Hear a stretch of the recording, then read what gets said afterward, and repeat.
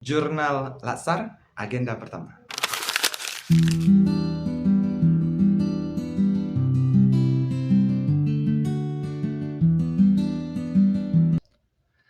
Assalamualaikum warahmatullahi wabarakatuh. Perkenalkan, nama saya Ahdiya Syahrir, peserta Latsar CPNS Angkatan 25 tahun 2026. Asal instansi saya adalah pemerintah Kota Losmawe dengan unit kerja Dinas Kelautan Perikanan Pertanian dan Pertanian. Dalam satu minggu ini, saya sedang mengikuti pelatihan dasar calon pegawai negeri sipil atau Latsar CPNS dengan agenda pertama yaitu sikap dan perilaku bela negara.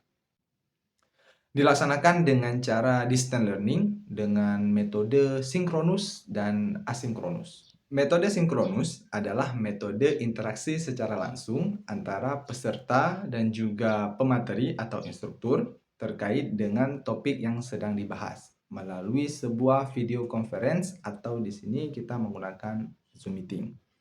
Sedangkan metode asinkronus ini adalah sebuah metode belajar mandiri di mana peserta akan diberikan tugas oleh instruktur untuk lebih mendalami materi yang telah diberikan sebelumnya.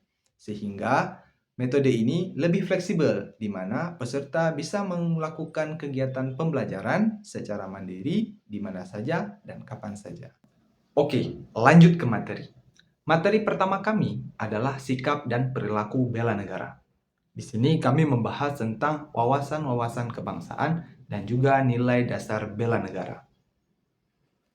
Dahulu saya selalu merasa bahwa bela negara itu berkaitan dengan angkat senjata. Tapi ternyata di era sekarang, wujud dari bela negara bagi seorang ASN itu sangat dekat dengan keseharian kita. Mulai dari cinta tanah air, sadar berbangsa dan bernegara, kemudian rela berkorban, kemudian setia pada Pancasila, maupun kemampuan awal bela negara. Bukti nyatanya sangat sederhana, seperti melakukan pelayanan tanpa diskriminasi kepada seluruh masyarakat Indonesia, terutama masyarakat yang berada di sekitar unit kerja kita, ataupun seperti dengan bangga menggunakan produk-produk dalam negeri. Di materi kedua, kami mempelajari tentang bagaimana cara menganalisis isu kontemporer. Disinilah wawasan-wawasan kami begitu diuji. Menjadi seorang ASN tidak hanya tentang cinta tanah air, melainkan memiliki pemikiran kritis dan juga kepekaan untuk mengetahui ancaman-ancaman yang ada di sekitar kita.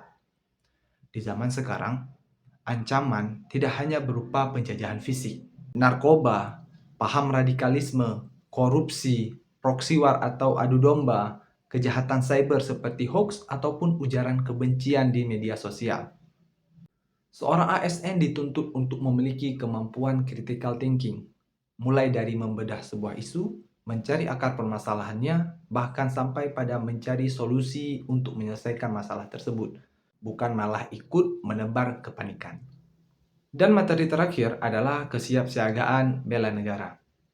Untuk menghadapi isu-isu yang berat tadi, seorang ASN harus memiliki fisik dan mental yang luar biasa.